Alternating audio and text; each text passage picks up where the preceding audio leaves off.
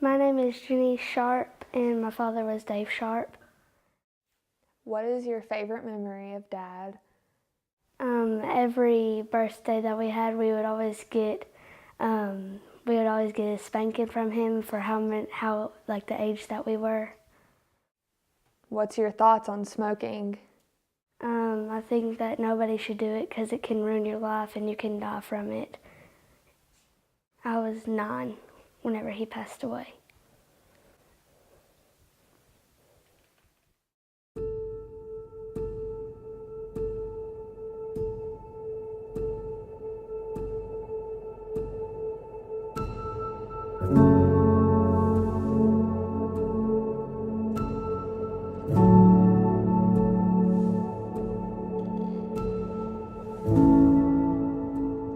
My name is Emily Sharp, and my best friend is Dave Sharp, and he is my father, and this is our story. My favorite memory with Dad is always being his shotgun rider anywhere the family went. And one year we were going to the beach and we ended up at the zoo. Favorite memory was when I was little, my dad would pay me to drink hot sauce out of a spoon. So we would always eat hot wings together and talk about how much we loved hot sauce.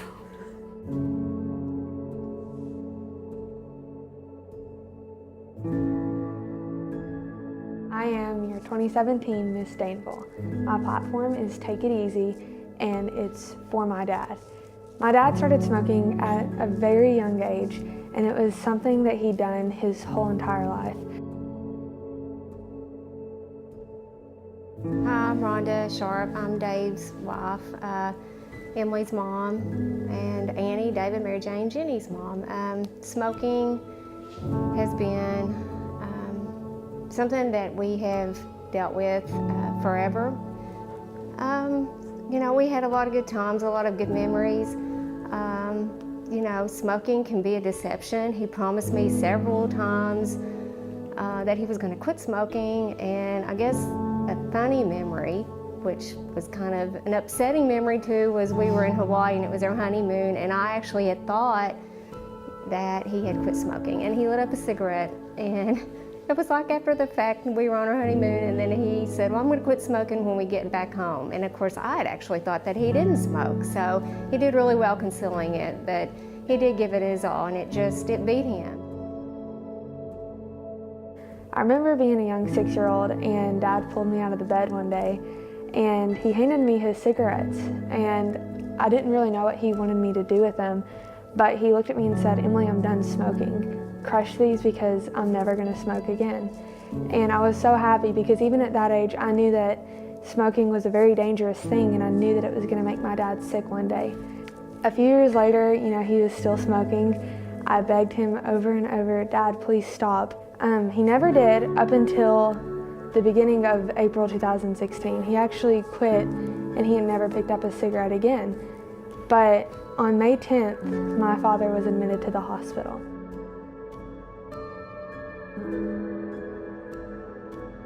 I was actually in the hospital with my dad on May 20th, getting ready for the Miss Kentucky orientation.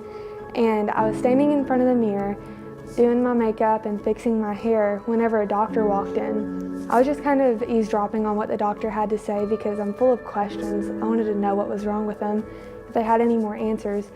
But the doctor had started talking about cancer treatments. And right then I was really confused. I was like, my dad has the pneumonia. He doesn't have cancer. Where did this come from? And I turned around, and as soon as I saw my dad was just sobbing. He was bawling his eyes out, and he held me in his hands and he said, Emily, I'm going to do everything I can to beat this cancer. I'm not going to let it win. And he looked at me and said, look at my food. He had actually eaten all of his food that day because he hadn't been eating for a while. And he'd went on walks to regain his strength, and he said, I'm ready to do this. I'm ready to fight it. He even told me that he would come to Lexington to have his treatments done just so he could see me at UK and visit me all the time. And so I was hopeful. I was ready for him to beat the cancer, and he was ready. But unfortunately, we found out that the cancer was worse than we actually thought it was. The cancer was stage 4, and it had spread all over his body. I prayed over and over and over, God, heal my father. do a miracle, do whatever you can. We can't lose him because, we have a huge family, and the thought of losing my dad then was just, I couldn't take it. It was unbearable. But once my dad was released from the hospital, we went home and we spent time together. We spent time singing and dancing and laughing and crying together. We just made so many good memories together, all of us as one family. And the song that we sang over and over again was Take It Easy by the Eagles. And that was one of my dad's favorite songs. And every time we'd turn on the music, it was always, play Take It Easy. Let's listen to Take It Easy. And so that's what we done. But on June 16th, I came home from hanging out with some of my friends. It was actually later that evening, and I walked in, sat down, watched some TV with my dad, and he was watching The Alaskan Frontier because that was his favorite. But I looked over at him and gave him a hug and said, Dad, I'm gonna go to bed. I love you. And he looked at me and mumbled, I love you too. And I didn't realize that night was gonna be the last night that my dad ever told me that he loved me. That's the night that I lost my dad forever, but right then I knew that I had to make a difference.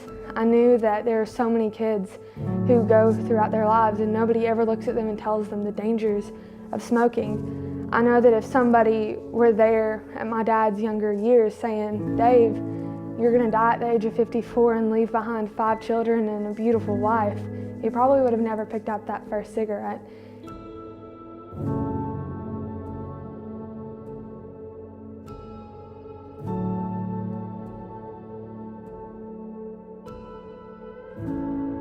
Now, when I see someone that has children, especially since I'm a school nurse, I'll see parents come in and then the children smell like smoke, and I'll just want to run up to them and say, do you know what you're doing to your family? Because,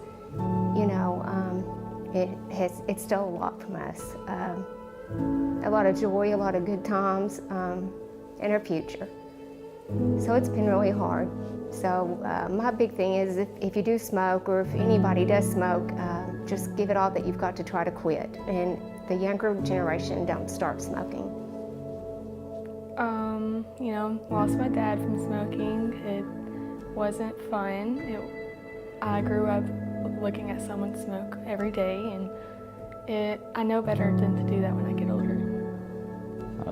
It's unhealthy. It's a bad habit to start.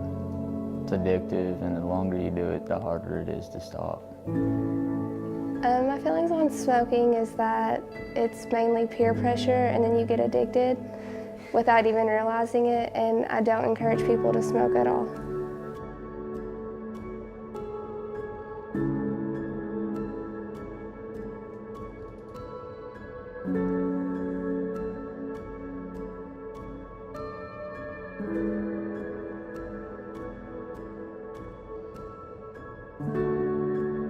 As Miss Danville, I'm able to travel across the state of Kentucky to promote my platform.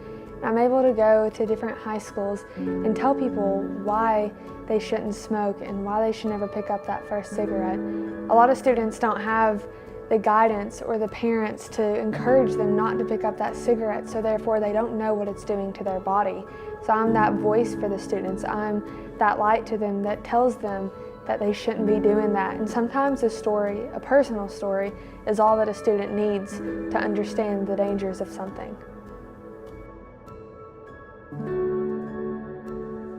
So I'm encouraging children every single day to take it easy and to live a healthy lifestyle for my dad.